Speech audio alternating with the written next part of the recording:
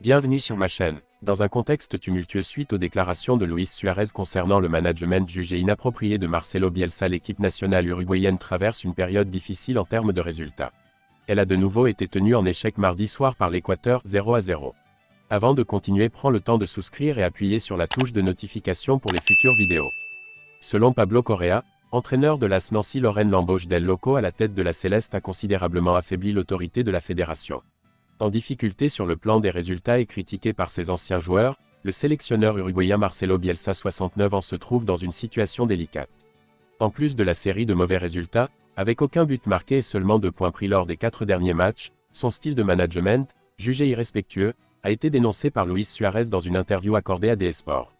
De nombreux joueurs ont organisé une réunion pour demander à l'entraîneur de faire au moins un salut, il ne nous saluait même pas. Pendant la Copa América, certaines choses m'ont profondément affecté, j'ai dû garder le silence par respect pour la sélection, exprimé El Pistolero, qui a pris sa retraite internationale après avoir terminé 3e de la Copa cet été. Suite à la défaite contre le Pérou ce samedi 1-0, El Loco a réagi, visiblement touché par les critiques de son ancien joueur. Je ne suis pas insensible à ce qui s'est passé et je suis conscient que mon autorité a été quelque peu remise en question. J'ai préparé le match avec le plus grand sérieux et la réponse des joueurs a été celle que j'ai toujours connue. Les propos de Luis Suarez n'ont eu aucune incidence, l'engagement de l'équipe m'a semblé généreux, peu importe notre façon de jouer. Il a également minimisé l'impact de ses déclarations, écartant l'idée d'une crise latente en Uruguay.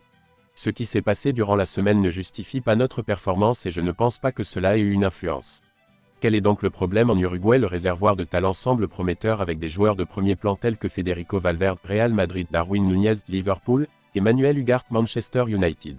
Cependant, l'équipe, encore jeune, peine à retrouver son élan depuis septembre. Pablo Correa, entraîneur de Nancy et observateur attentif de la sélection nationale, souligne que cela exige une rigueur immense à tous les postes avec des attentes presque irréalistes. Malgré tout, le bilan de l'entraîneur, en poste depuis mai 2023, n'est pas à négliger, avec 11 victoires en 19 rencontres et une attaque dynamique.